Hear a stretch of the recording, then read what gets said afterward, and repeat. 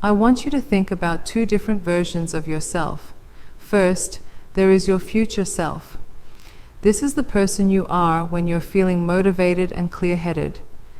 This is the version of you that sets the alarm for 6 a.m., promising to go for a run. This is the self that buys vegetables at the grocery store, signs up for the online course, and sets ambitious goals for the future. This future self has the best of intentions. But then, there is your present self. This is the person who actually has to live through the moments your future self so neatly planned. This is the you at 6 a.m., warm in bed, when the alarm goes off. And this present self is a master negotiator. It is driven by one thing and one thing only: immediate comfort and the avoidance of pain. This is the self that hits the snooze button, that eats the cookie instead of the apple, that scrolls through social media instead of opening the textbook. The fundamental challenge of making good decisions is that we are in a constant battle between these two selves. Our wise future self makes the plans, but our impulsive present self is the one who has to execute them. And most of the time, the present self wins. So what do? We are told to use willpower, to be more disciplined, to fight harder against our impulses. But what if that's the wrong strategy? What if making good decisions consistently is not about strengthening your willpower to defeat your present self? What if it's about your future self being clever enough to design a system that tricks your present self into doing the right thing? Today, we are going to explore the psychology of self-deception for a better life. I will share 4 powerful tricks, or what psychologists call commitment devices, that your smart planning self can set up today to ensure your impulsive, present self makes better choices tomorrow. To understand how to trick ourselves, we first have to understand the mind of our impulsive present self. What are its core biases? What makes it so powerful? There are 2 key principles at play. The first is called present bias, or hyperbolic discounting. This is a well-documented cognitive bias where our brain disproportionately values immediate rewards over future rewards. A cookie that you can eat right now feels much more valuable and provides a much bigger dopamine hit than the abstract reward of being healthy in 6 months. The pleasure of staying in a warm bed now feels immensely more powerful than the distant benefit of being fit in the future. Our present self operates on this immediate return system. It is terrible at long-term thinking. The second principle is that our brain is fundamentally wired to follow the path of least resistance. It is an energy conservation machine. Given 2 options, it will almost always choose the one that requires less initial effort, regardless of the long-term outcome. It is easier to stay on the couch than to get up and put on your running shoes. It is easier to open a social media app than it is to open a blank document and start writing. So we now know our target. Our present self is short-sighted, pleasure-seeking, and follows the path of least resistance.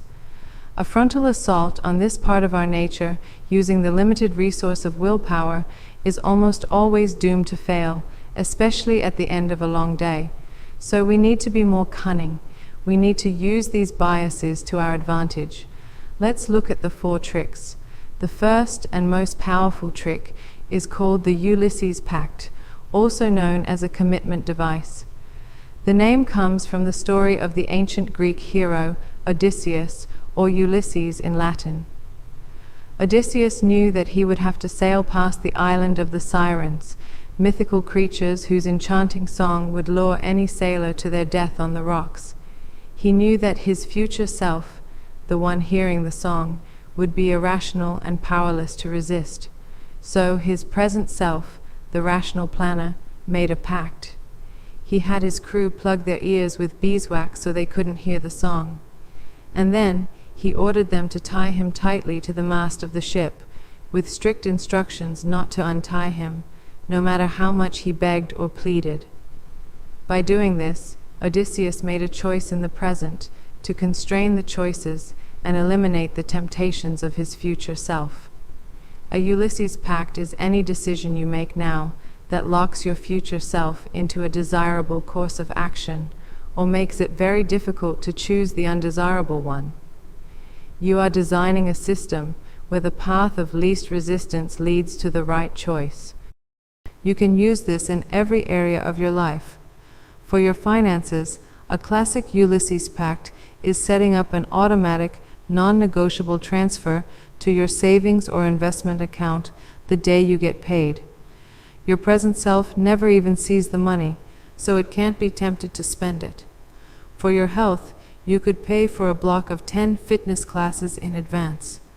When the time comes to go, the pain of wasting the money you've already spent is greater than the pain of exercising. Or you could make a pact with a friend to meet them for a run at 6 a.m. The social cost of letting your friend down becomes a powerful motivator that your present self has to contend with. For productivity, you can use an app like Freedom to block distracting websites for a set period. Your rational self locks your impulsive self out of the digital candy store. The second trick is called the 10-minute rule. This is a brilliant trick for overcoming the initial resistance and activation energy for tasks that we dread. Our brain often catastrophizes the effort required for a task. The thought of cleaning the entire house is overwhelming. The thought of studying for 3 hours is exhausting. The 10-minute rule is a negotiation tactic you use with your lazy present self. Here's the deal you make. I will only do this task for 10 minutes. After 10 minutes, if I still hate it and want to stop, I have full permission to do so, with no guilt. This simple deal is incredibly effective for 2 reasons. First, it dramatically lowers the barrier to entry. Your brain, which was resisting a 3-hour ordeal, can usually be coaxed into doing something for just 10 minutes. It feels manageable, but the second, more magical part is what happens after you start. As Isaac Newton taught us, an object in motion tends to stay in motion. Once you've overcome the initial friction and have been tidying for 10 minutes or studying for 10 minutes, the task often feels much less daunting. You've built momentum, and more often than not, you'll find yourself continuing long after the 10-minute mark has passed. But even if you don't, you're still 10 minutes of progress ahead of where you would have been. Use this for any task you are procrastinating on. I'll just work on that report for 10 minutes. I'll just go on the treadmill for 10 minutes. It's a way to gently trick yourself into starting. The third trick is called identity priming. This is a subtle but powerful psychological shift. It bypasses the question of, what should I do? And instead focuses on the question of, who am I? Our brain has a deep need for consistency. It wants our actions to be in alignment with our perceived identity. So, the trick is to consciously define the identity you want to embody. Don't focus on the goal of doing something. Focus on the goal of being someone. For example, instead of saying, I want to stop eating junk food, you define your identity as, I am a healthy person. Instead of, I want to write a book, you say, I am a writer. Then, when you are faced with a decision, you don't ask, should I eat this salad or this burger? You ask an identity-based question. What would a healthy person do in this situation? Suddenly, the choice is no longer about deprivation versus pleasure. It's about acting in alignment with your chosen identity, or acting out of alignment with it. This makes the good decision feel more authentic and less like a sacrifice. You're not forcing yourself to eat a salad. You are simply making the choice that a healthy person would naturally make. Would a writer spend 3 hours watching TV, or would they spend 15 minutes writing 1 page? By priming your identity first, you make the correct decision, the obvious choice. The fourth and final trick is to create an if-then plan. This is a powerful technique from the psychologist Peter Gollwitzer, also known as an implementation intention. It is a way of preloading your decisions so that you don't have to rely on in-the-moment willpower at all. Our brains are great at running automatic scripts. An if-then plan is a way of writing a new, better script for your brain to follow when it encounters a specific trigger. The formula is simple. If situation X happens, then I will action Y. You are making the decision for your future self in advance when you are calm and rational. For example, for your diet, if I go to a restaurant and the waiter brings the bread basket, then I will politely say, "No, thank you." The decision is already made. You don't have to debate with yourself when the warm, delicious bread is sitting in front of you. For exercise, if it is 5 p.m. on a Tuesday, then I will immediately change into my gym clothes and drive to the gym. When 5 p.m. on Tuesday arrives, there is no decision to be made. That is the cue, and the routine is set. For anger management, if I feel myself getting angry in a conversation, then I will take 3 deep breaths before I respond. Studies have shown that this simple planning technique can double or even triple the chances that you will follow through on your goals. You have given your brain a clear, preloaded script to run, completely bypassing the need for your tired, impulsive present self to make a good decision under pressure. So, let's bring it all together. The Ulysses Pact, the 10-minute rule, identity priming, and if-then plans. These are 4 powerful tricks to outsmart your own worst instincts. Making good decisions consistently is not about being a stoic hero who engages in a constant, draining battle of willpower.